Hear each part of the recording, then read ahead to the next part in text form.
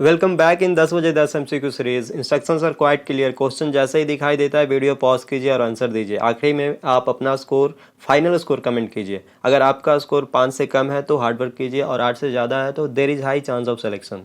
देखिए, इनमें से किसी भी एग्ज़ाम का आप प्रिपरेशन कर रहे हो या टारगेट कर रहे हो, ये कोर्स आपके लिए डिज़ाइन किया गया है। तो चलिए स्टार्ट करते हैं।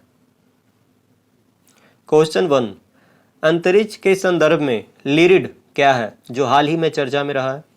ए एक्सोग्रह, एक्सो प्लैनेट, बी धूमकेतु, सी ब्लैक होल, डी उपग्रह। देखिए, इसका आंसर जो होगा बी होगा, धूमकेतु है ये लिरिड मेटेर जो है ये प्रत्येक वर्ष अप्रैल महीने में सक्रिय होता है। यह एक उल्का सौर है। तब ये क्या बोलते हैं, जब पृथ्वी धूमकेतु के मार्ग से गुजरती है, जैसे ही पृथ्वी पास चलती है, धूमकेतु मलबे के बिट्स पृथ्वी के गुरुत्वाकर्षण के प्रभाव में आती है।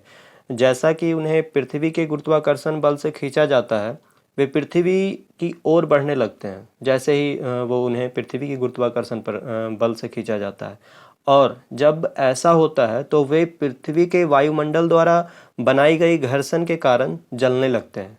इन मलबे की जलन को रात में आकाश में प्रकाश की लकीर के रूप में देखा जाता है, और इसे हम उल्का बारिश भी कहते हैं, उल्का बौछार भी कहते हैं। क्वेश्चन 2, 2 से 18 वर्ष की आयु के लोगों के लिए भारत में चरण 2 और 3 परीक्षणों के लिए किस वैक्सीन की सिफारिश की गई है? A Covishield, B Covaxin, C CoWIN, D Sputnik. Answer is B Covaxin. देखिए, कोवैक्सीन जो है इसका उद्देश्य कोविड-19 से बचाव करना है। इसका निर्माता या डेवलपर कर सकते हैं भारत बायोटेक, और शोध का नाम BVV152, ये याद रखना है आपको। क्वेश्चन 3, कौन सा दूरसंचार ऑपरेटर भारत पर केंद्रित सबसे बड़ी अंतर्राष्ट्रीय पनडुब्बी केबल प्रणाली का निर्माण कर रहा है? A Bharti Airtel, B VI Vodafone Idea, C Reliance Jio, D BSNL। इसका उत्तर देखिए सी होगा, रिलायंस जियो। इसका संस्थापक मुकेश अंबानी है और ये स्थापित हुआ था 2007 में अहमदाबाद में। क्वेश्चन 4, CSIR NCL ने किस औषधीय प्रणाली का उपयोग करके पानी को कीटाणु रहित करने के स्वास्तिक नामक एक तकनीक विकसित की? स्वास्तिक नामक तकनीक किसने मतलब तकनीक विकसित की? ये सिद्ध था, शोवा रिगपास, या होम्योपैथी, या आयुर्वेद। देखिए आंसर डी होगा, राष्ट्रीय रासायनिक प्रयोगशाला CSIR NCL पुणे 1950 में स्थापित हुआ है। वैज्ञानिक और औद्योगिक अनुसंधान परिषद की एक घटक प्रयोगशाला है ये। इसका आयुर्वेद होगा, स्वास्तिक नामक एक तकनीक विकसित किया है। क्वेश्चन 5, यांत्रिक प्रभाव से गुजरने पर कौन सी सामग्री बिजली उत्पन्न करती है? A piezoelectric crystal, B semiconductor diode, C micro processor, D super conductor. उत्तर देखिए इसका ए होगा। पीजो इलेक्ट्रिसिटी शब्द का अर्थ है दबाव और गुप्त गर्मी से उत्पन्न बिजली। क्वेश्चन 6, एक बार ये कितने पास्कल के बराबर होता है? बताइए, प्रेशर का ये यूनिट है। A 10, B 10,000, C 1,000, D 1,00,000। उत्तर डी होगा, एक bar is equal to 1,00,000 pascal. देखिए, प्रति इकाई क्षेत्रफल पर लगने वाले बल को हम दाब कहते हैं। दबाव इज इक्वल टू बल बाई क्षेत्रफल। दाब का SI यूनिट जो है वो पास्कल होता है, जिसे हम PA से प्रदर्शित करते हैं। क्वेश्चन 7, पृथ्वी की सतह पर प्लायन वेग लगभग है। ए 13.8 किलोमीटर पर सेकेंड, बी 11.2 किलोमीटर पर सेकेंड, सी 21.3 किलोमीटर पर सेकेंड, डी 4.3 किलोमीटर पर सेकेंड। ये देखिए, प्लायन वेग क्या होता है कि सबसे कम वेग है जो किसी पिंड को किसी विशेष ग्रह या अन्य वस्तुओं के गुरुत्वाकर्षण आकर्षण से बचने के लिए होना चाहिए। पृथ्वी का प्लायन वेग कितना है? 11.19 किलोमीटर प्रति सेकेंड, या 11 किलोमीटर प्रति सेकेंड भी कहीं कहीं लिखा होता है।